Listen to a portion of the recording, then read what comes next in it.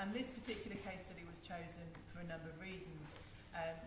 Partly because it was an example of research and evaluation that was explicitly and deliberately commissioned from academics, and Debbie, I think, can say something about that later, and also because it concerned an exercise of evaluation which hoped to demonstrate impact yet to come.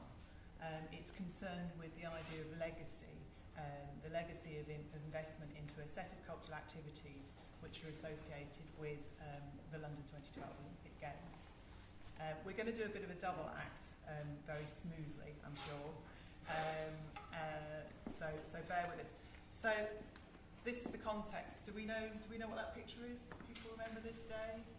Any ideas? So it's when the announcement, when the competition was over and London 2012 had beaten Moscow, New York, and Madrid. And in the final announcement, Paris, very significantly for us Brits, on the 6th of July 2005.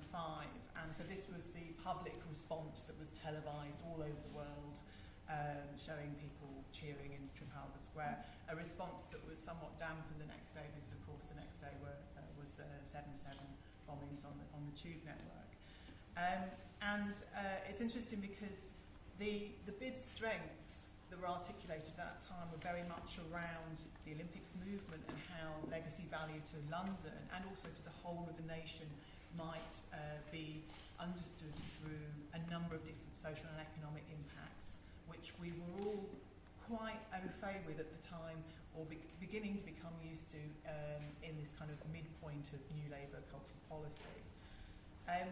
But for many of the UK arts sector, the announcement of the successful bid for the Olympics was met with a bit of caution and concern, because it might have potentially negative impact on arts funding, as well as other drains on lottery-funded causes, particularly for the voluntary sector.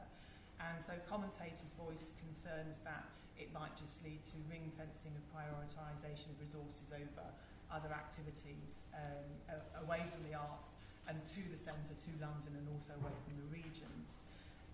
And this anxiety has continued, somewhat over the years in the build-up to the Olympics, and particularly over the familiar kind of complaints that you get for these sort of scale of meta events around mismanagement of funds and the leadership of decision-making bodies.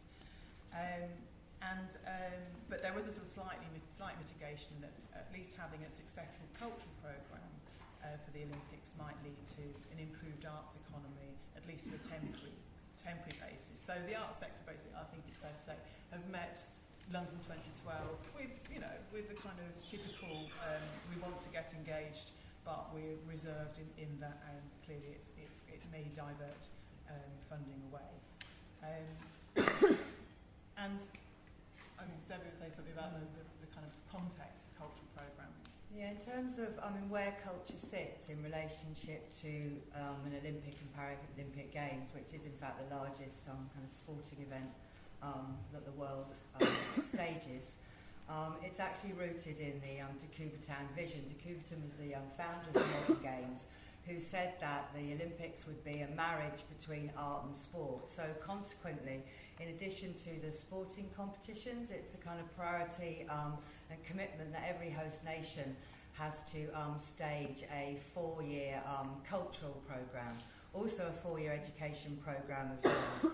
So in a sense, where the arts and culture sits within the Olympic Games is actually within a global and also a very transdisciplinary context. I mean, there is no more common interest than the Olympic Games, and it's something that every sector converges into, and practically every nation on the planet. So that in itself is both a challenge and an opportunity for arts and cultural programming about what is appropriate to be placed within that stage, and also what that stage can do for arts and cultural development. In terms of the modes of cultural programming that interface with what is essentially a sporting competition, and interestingly we don't have sporting competitions wanting to attach themselves to things like the Manchester International Festival, let's just not forget. But in the main, and I'm going to start here actually with the ceremonies and torch relay, because these are the areas of cultural celebration that are obviously most known and with the greatest exposure. they're also the only aspects of cultural delivery that are actually funded out of the London 2012 budget, centrally held by the London Organising Committee and funded by the 10 big sponsors that pay for the Games. And this is where really the vision, I think, of the Games as a marriage between art and sport is fully realised and perceived. But then we have the Cultural Olympiad. That's the part which I'm working into at the regional level. But Britain has, or London specifically, has the kind of aspiration to deliver the largest cultural programme that the Games has ever seen in its history since 1865 or something like that. So we've had this mammoth task really of actually running a 4-year programme in every region and nation that doesn't have a budget centrally to fund it, and wants to actually span the range from really like local community connected work right up to the big kind of spectacle work. Cultural Olympiad, in fact, actually also culminates in the London 2012 festival. This is a 12-week kind of finale of the 4-year journey, and about 60% of that programme is in London, but there's a lot of activity happening throughout the UK. And then the Legacy Trust UK, I mean, I love the Legacy Trust UK. They were an independent body set up to ensure that the nations and regions outside of London benefited, and every region and nation was given an amount of money to be able to develop a cultural programme that actually would support that region's engagement in the kind of wider UK offer. And so essentially, I'm getting down to like the core of what we're evaluating or what that legacy is meant to be. London 2012 has one objective and one objective only, which is to use the power of sport to inspire social change. So that is the starting point for cultural programme. Okay, on next to a very short and quick sweep through what is a developing history of cultural programming in at the Olympics. And here's some sort of ideal types, if you like, some different stages. And you can see from Debbi's articulation of London 2012 and the cultural programme, there's an ambition to have, I think, do they call it these days, a game changer in terms of what can be possible.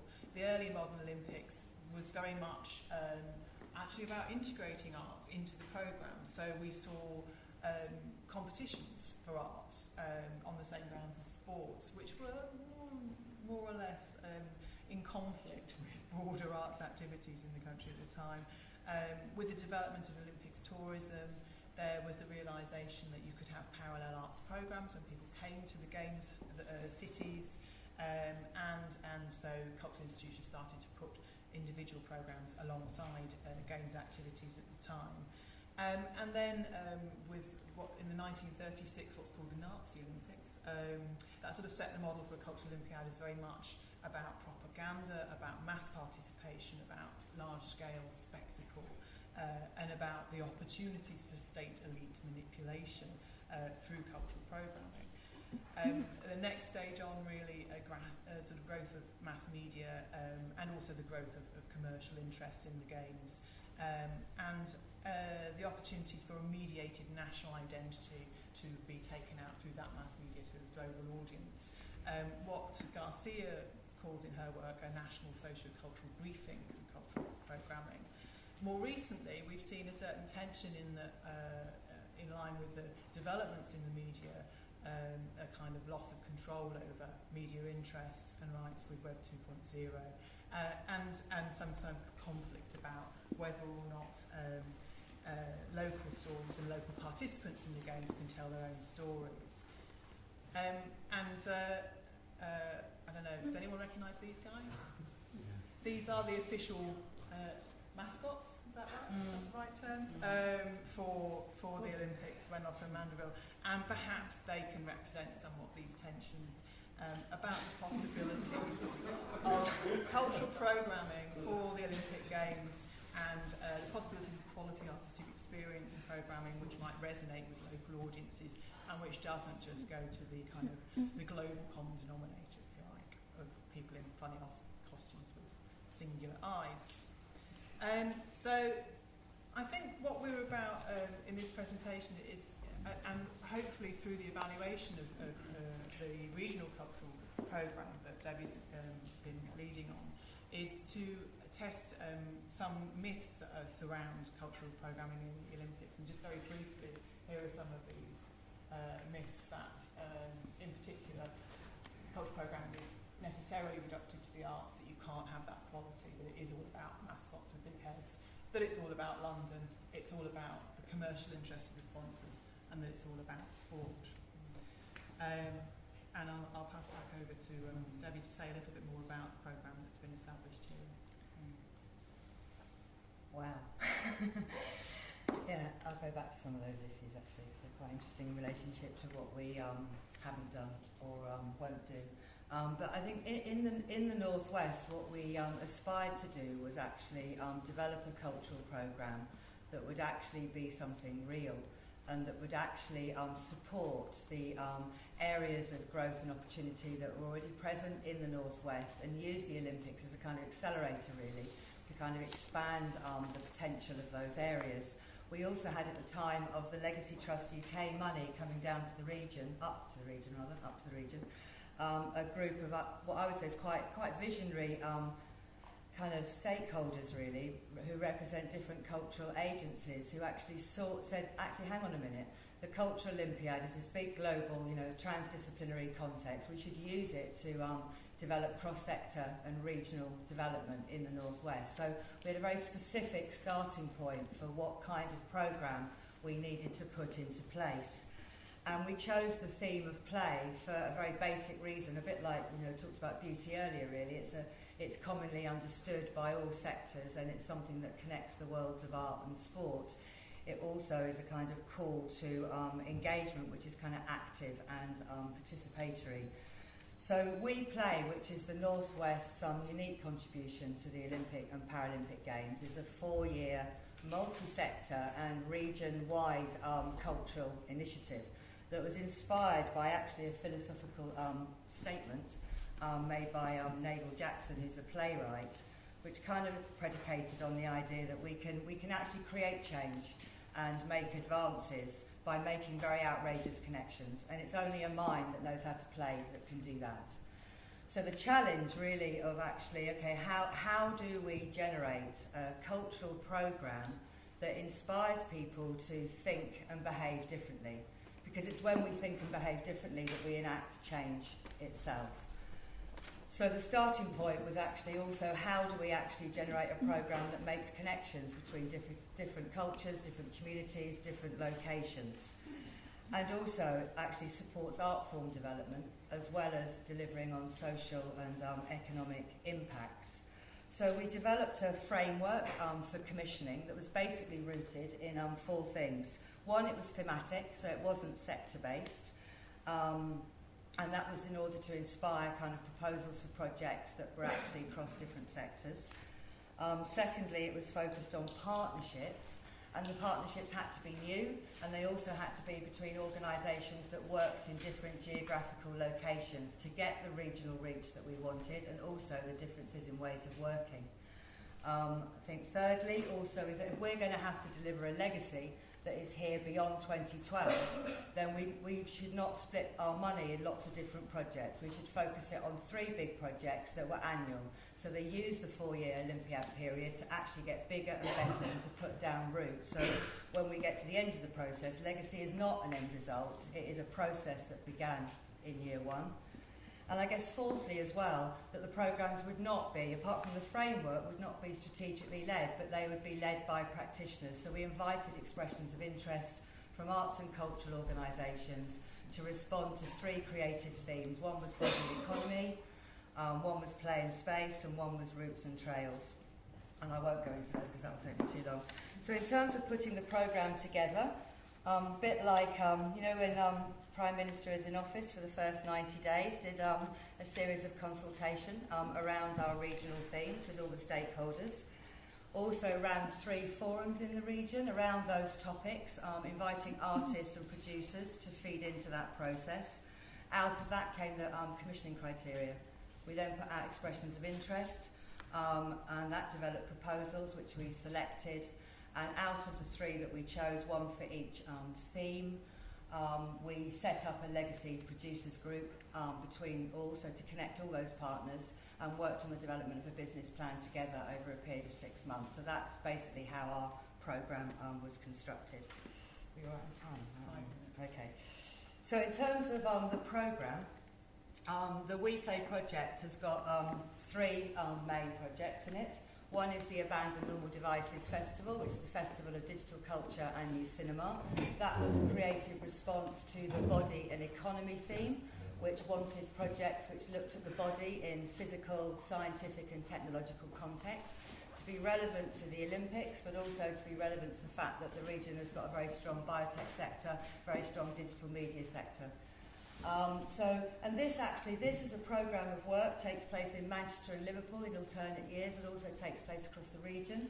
And this is about art as critique and art as debate. It's a research project which actually aims to change the way people think about certain ideas. So this is about as far away actually from big spectacle as you could probably get. Likewise, this project actually, which is the second project in We Play called Blaze, this is youth-led. And we commissioned about 200 young people to develop a programme of cultural work across the whole of Lancashire. This programme has a focus on art and sport and is a collaboration between 3 different local authorities. And finally, Lakes Alive, which is the spectacle element of our programme and is very much looking about art in society and art as part of everyday life, is a collaboration between Kendal Arts International in Cumbria and Manchester International Arts in Manchester. And together they actually co-produced a 4-year programme of outdoor performance and street arts across the whole of Cumbria. This was a creative response to the play and space theme. And as if that wasn't enough as well, I mean, those 3 projects are driving activity across the 4 years for the Cultural Olympiad and building up an infrastructure that we hope that will remain afterwards.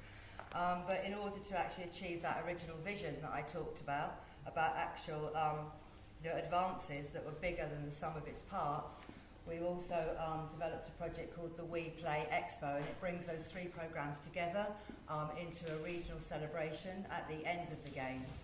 And they will all the partners involved will co-produce that project, which will be a kind of sum of the parts, really.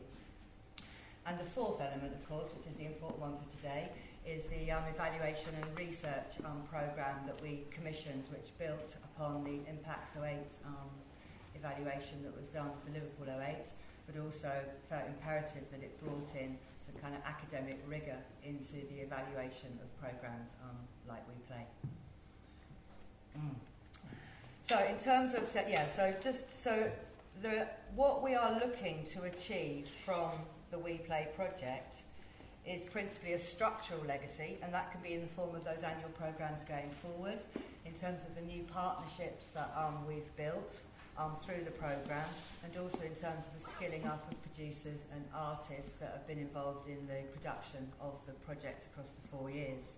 And also in terms of participation, we're looking to increase participation through the association with the Olympics, expand what we understand to be participation on that kind of creative spectrum, and also to look at participation as a richer experience than just a spectator perspective, and also inclusion to reach those people that don't normally engage in arts and culture.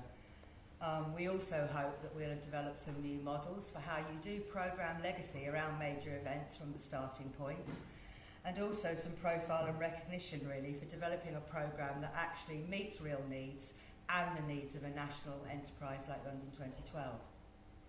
So, all ambitious stuff, really. I was part of a team that were commissioned to develop an evaluation framework along with a team of researchers from Liverpool who led the Impacts 08 research for European Capital of Culture Liverpool 2008.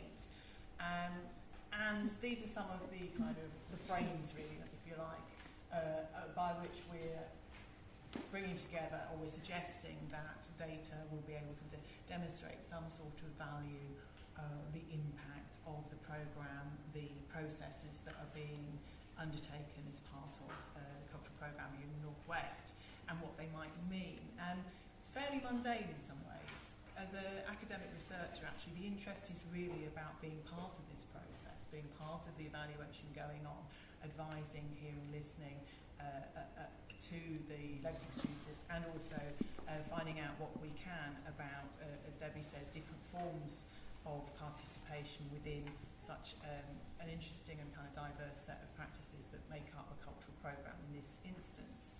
To get to a stage where we could systematically collect data that might say something meaningful about value and impact, we did some consultation with a whole range of different stakeholders, and we came up with 7 Ps, because it's nice to alliterate in evaluation, I find. These really set the different themes for different measures by which we might demonstrate some sort of value or relationship between the programme and what's happening in the real world. Just very quickly, here, just concentrate today slightly on participation. Participation in this context, for understanding the impact and the legacy of meta events of this nature, it's already been suggested, François Matarasso talked about it in the context of Impact 08 research, that you need to understand participation in artistic activities in order to be able to demonstrate any kind of output or outcome or impact. So if we're going to understand the change in the legacy that's coming out of the Olympics, then we need to understand who the programme is reaching, really. In the context of the programme that Debbi just described, there's a whole heap of different diverse participation opportunities and contexts, from being outside, from bumping into programming, from watching screenings, from buying tickets to going to particular events, to going to public realm installations, from being a producer yourself and being part of a youth group that are working with a programme, different ways of participation. So it's a very complex thing to try and understand, and has taken quite a considerable amount of effort to try and understand participants and audiences in this context. We think we've got somewhere in that we're being able to demonstrate certain kind of key things that you would need to do to understand how people are being receiving the programme and how they're responding to it, what kind of experiences they're having. So just the basics like numbers and profile and experience, and then some idea of perceptions of place and perceptions of quality. Extremely important to the local stakeholders in this research, to those people who are also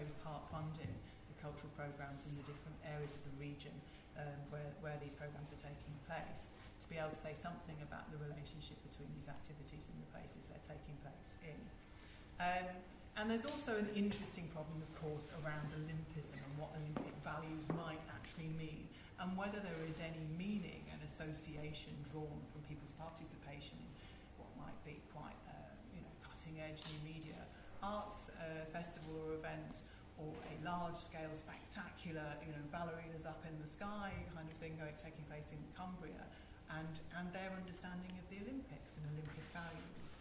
Does it mean something different to participants? How are they understood? How are Olympic values and meanings understood in this context? And is that a good or bad association for different localities?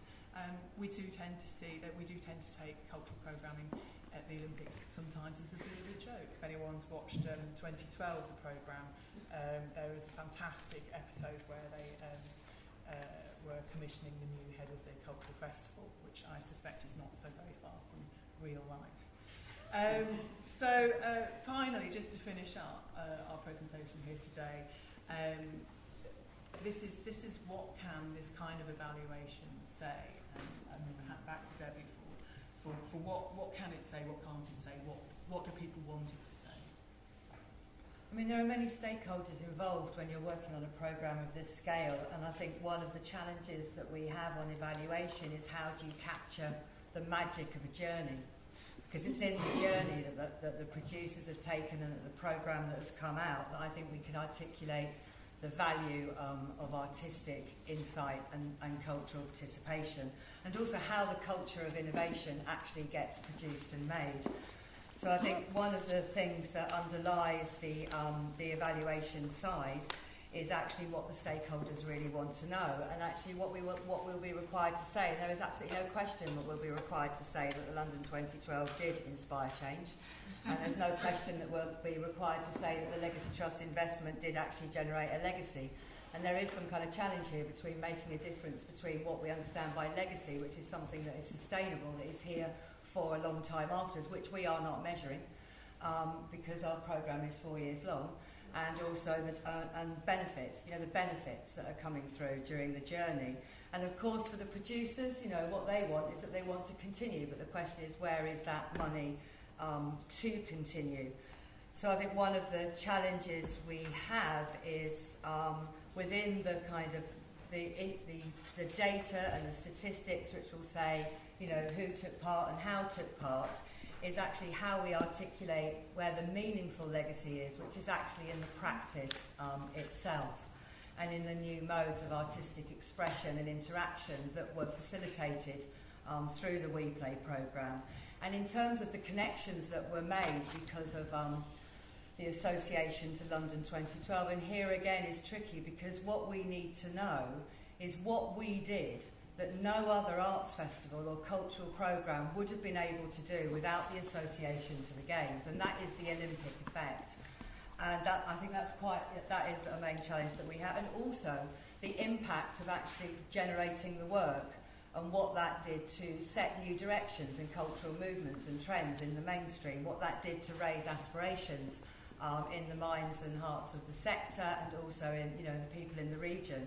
And also this kind of overall kind of generic thing about internationalism and what we did to respond to the global context, and what our cultural response to it was. So I'm hoping that at the end of it we will be able to say that we set some new benchmarks and have some kind of understanding about what we achieved beyond the benefits. And I guess on a final thing, what I would, it's a personal thing really, but what I would really want to be able to say, because it's very well recognised that major events are kind of tourism drivers, and they're like showcases for product. And the London 2012 Olympiad will be all those things. But it's been interesting working on We Play and actually using the Games as, in a way, like a framework for catalysing innovation. And as a kind of experiment in actually how you can put something new into the mainstream, and how much more that can be accelerated by something like the Games. So I'm hoping that our evaluation will also open a window onto that way of looking at the Games, which is, I think, really where the benefit is for arts and cultural organisations. Okay, thank you. Thank you.